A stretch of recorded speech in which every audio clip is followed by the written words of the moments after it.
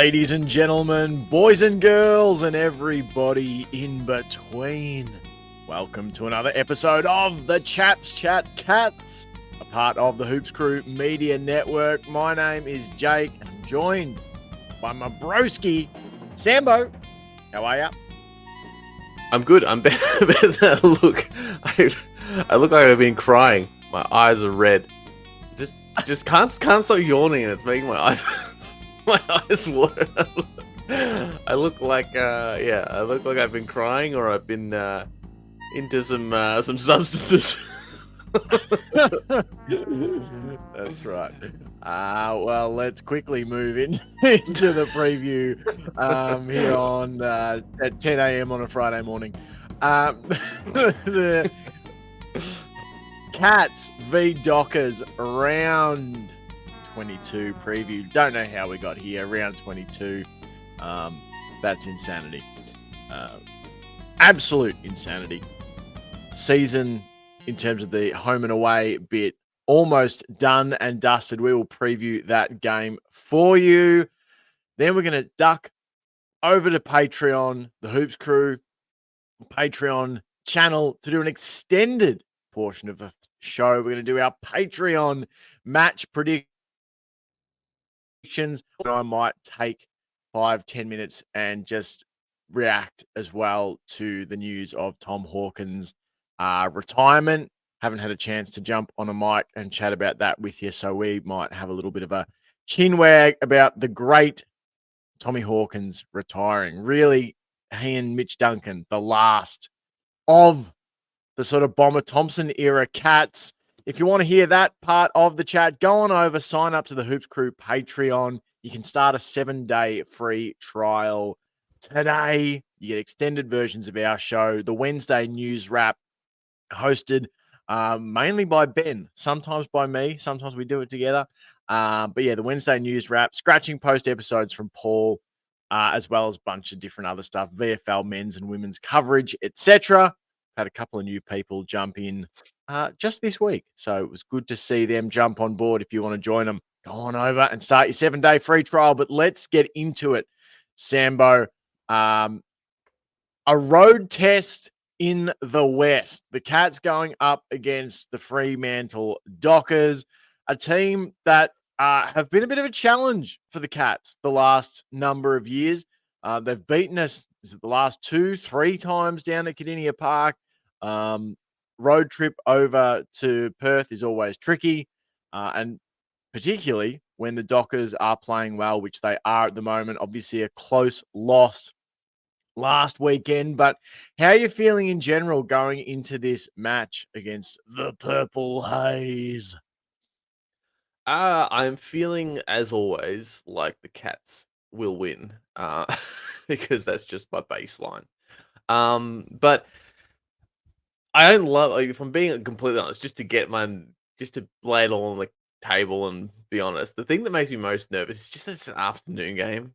Afternoon game over there. It just feels a little bit ripe for a sleepy performance, which has me a little bit, one of those like, oh yeah, like they just didn't sort of wake up till halftime kind of performances. So I don't have any real reason, any real like, um, uh sort of hard facts and analysis for why the Cats might do that. That's just how I feel about it. I have been all week. As soon as I saw when they, when I looked ahead last week, um, and saw that it was an afternoon game over there, I went, ugh, yeah. I just don't love that vibe wise. But having said that, having got my little bit of nerves on the table, um, like it's a pretty they're all big games from this point onwards. Um, I think we're starting to figure or not starting to figure some stuff out. I think we're getting to the end of the process of figuring some stuff out. I think we've been figuring some stuff out for the last sort of 10 weeks. And there's been a couple of dips again in recent memory, but also there's been just a few moments where you go, I think we are really starting to, you know, get some of this stuff sorted out. Some of the young guys are really starting to work together, and sort of there's a little bit of belief building around the group. I think we can and should and have every reason to win this game. Yeah, I sort of agree. I think, there's always a bit of doom saying, look, almost every week for Cats fans, and it's funny, we haven't really changed a lot since, I remember, 2004, 2005, earlier, people's thing was always, "Oh, I don't know, I'm nervous about this, I'm nervous about this," Mm. and you'd think after 6 grand finals, 4 flags, more wins than anybody, in terms of home and away season, and that it would have changed the fan base. It hasn't really, which is sort of interesting. People are very consistent, and so, there's a lot of this sort of there's a sense of dread for a lot of people going into this. I don't really get it. Like, um, if anything, I feel like, this is a big game for Fremantle. They're Yeah, the ones at home. They're the ones that should win. Um, the great Dave Damashek, of the Dave Damashek football program, over in America, has a saying, "The curse of supposed to," the team that's supposed to win. yeah. And I sort of feel like, Freo Dockers, it's the curse of supposed to. You're meant to win this game. You're meant to be the hot team on the rise. You've got the home ground advantage. Big game for you to lock up the 4.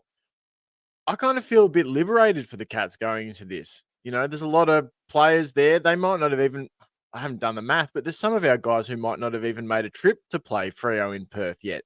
Mm. So, like teams on the up when they come to Kardinia Park to have a crack at us, they sort of go in with nothing to lose. It's kind of what I feel about this Fremantle Dockers game. Um, if we lose it, yeah, top 4 might be a little bit harder, but I feel pretty good about us banking our next 2 games. But yeah, I guess I'm fascinated to see how I would put it. Mm. Everyone's raving about how Freo have played, and I'm glad for Fremantle fans that their team is playing well. But I think we can measure up. No doubt about it. I don't really. There's no games I really go into against any AFL club that I feel like Geelong are, without a chance at victory. To be completely honest, I think our best footy is very much good enough. It's been finding consistency that's been the problem. Um, let's jump into some team selection talk, Sambo, because the teams obviously they dropped last night.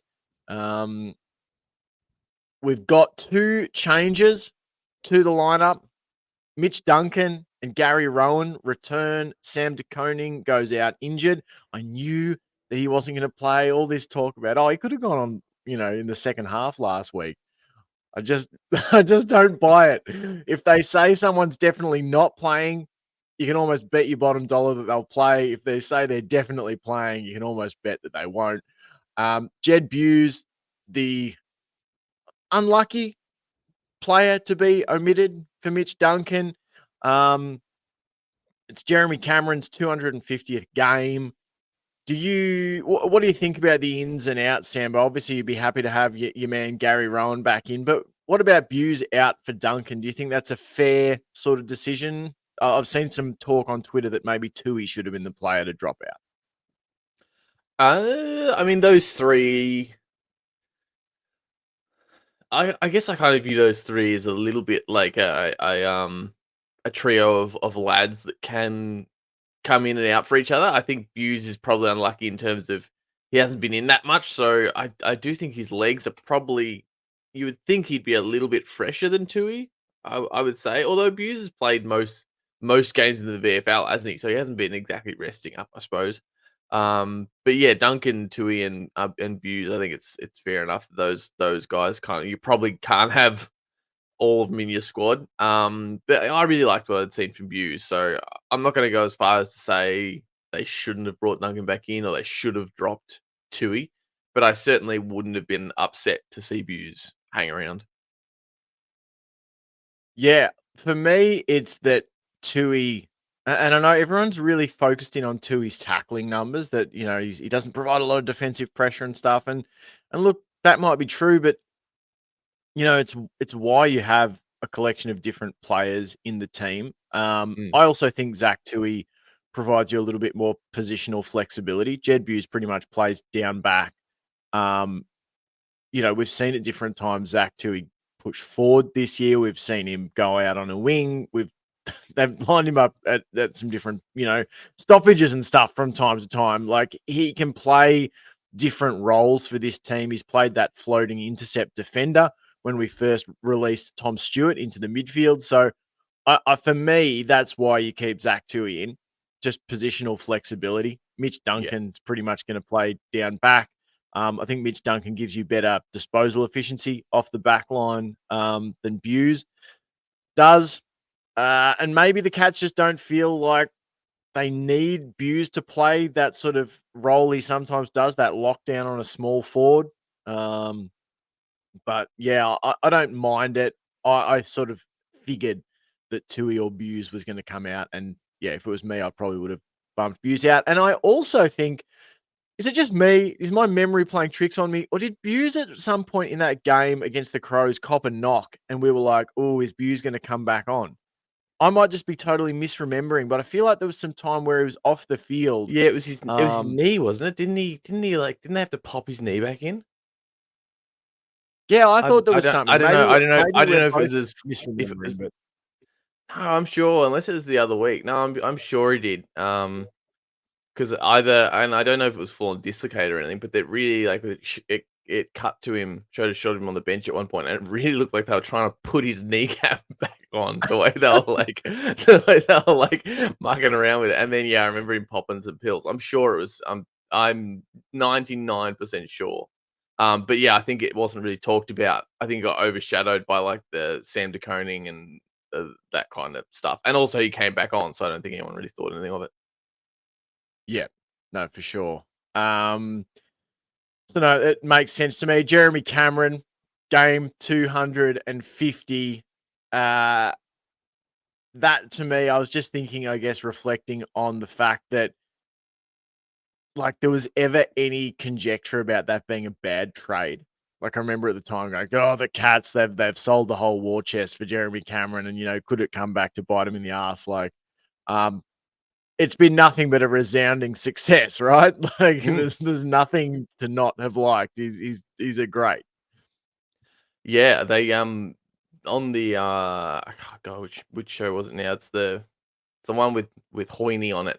They, they sent him away to do the, and this was unbeknownst to them that Hawkins was retiring, but they'd sent him away to do the math on the Tom Hawkins medal, which is basically prompted by, them discussing it and realizing that come Hall of Fame time, Hawkins' goal count is probably not like indicative of how good of a player he was because of what he did around the ground and also the amount of goals he set up.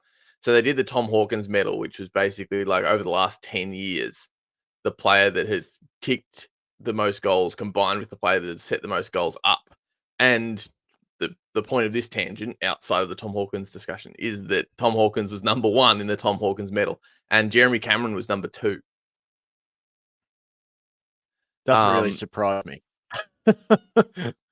No, well, I mean, it did surprise me a little bit, to be honest. Like, I'm not surprised he's number 2 at the Cats. I'm a little surprised he was Yeah. number 2 in the league. I think Mm. third was Tex Walker. Um, I can't remember who it was. Like, Buddy Franklin was in the top 6 for sure. I can't remember.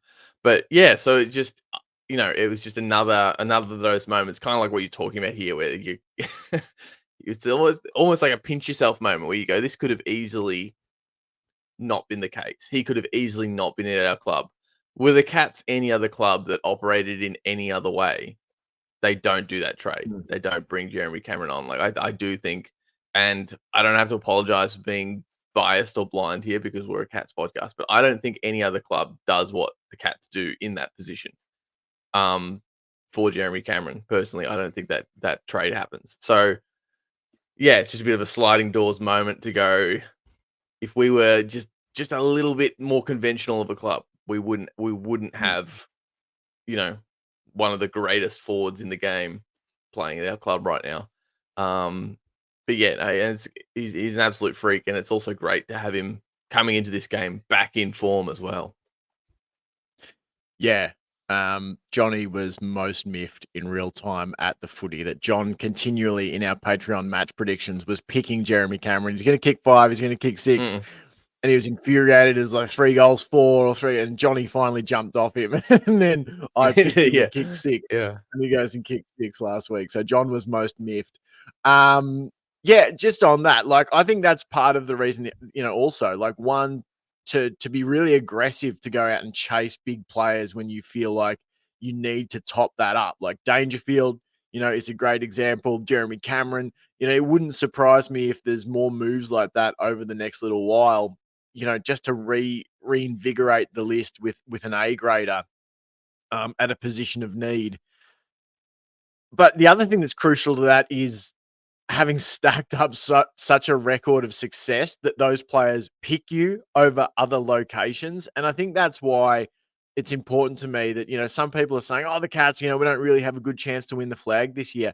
It's about more than just flags because, if you win 14, 15 games this season, maybe win a final, say, as a baseline, that then when teams are looking when players are looking at which team do I want to go to, they look at Geelong and don't see someone who was premier, 2 years ago, but this year, had a 10-13 record or a 12-11 record. They look at a team that won a flag a couple of years ago, is rebooting with a lot of young talent.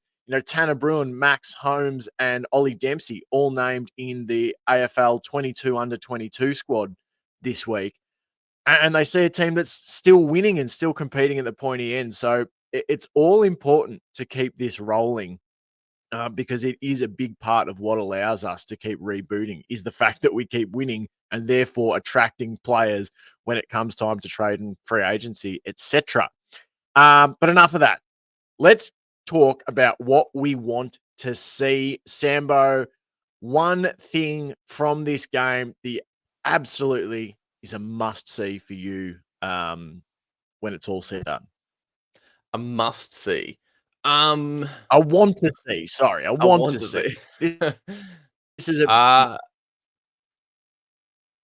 I I guess we didn't really touch on the coning thing. So I'm gonna talk about the back line. Like I think I want to see a way that the Cats can handle SDK being out without seeming um what's the word? Um, tentative. I don't really want to see us play it safe. I don't want to just see Tom Stewart. All right, well, Tom Stewart just plays down back the whole game. Like what we've been doing thus far has been working so well. I want to see the Cats sort of step around this injury, which is a reasonably significant one. Like SDK hasn't had his best year, but he had some really good form around the ground when he moved up into the ruck, and then dropping back. I think had been playing way better. Like his confidence was up, and he'd been playing way better. So it's a significant out for sure. But I'd like to see us do it in such a way. Even like Tom Stewart can obviously drop down back here and there, but I don't want to just see us shy away from this and let the terms dictate how we go about the game. And that's not to say I think we will. Like I think what I want to see is what we will see. But yeah, I would hate to see that. I would hate to feel it in some way. Um, you know, a reduced game style, like a reduced hunger for that attack. I think Tom Stewart in the middle, at least for portions of the games, is so instrumental. So yeah, I want to see that still happening, and I want to see that back line operating and saying, "Hey, we're not just one player. We're not just Tom Stewart. We're not just Sam DeConing." So that's what I want to see. I love it. I want to see Lawson Humphreys absolutely light it up back in the state where there was two teams that overlooked him. The Cats bring him over from WA. I would just love Lawson Humphreys to absolutely shred it over in Perth on the weekend. Sort of a 25 disposal, many meters gained, high efficiency, maybe add another goal in there just to say, hey, look, you've doubted and let another one get over to get over to the Cattery. And then I want to see midweek a massive contract extension for Lawson Humphreys. That's as soon as possible. There's a few Yeah, guys. I think Ollie Dempsey as well is only. I think his deal might run out at the end of this year. I just want to see all those guys begin to re-sign at the Cats. But yeah, I want to see a massive game from Lawson Humphreys. He's been really impressive. What impressed me about him last week was the fact that I thought for sure that he'd had 20 plus touches, but he only had 12 disposals.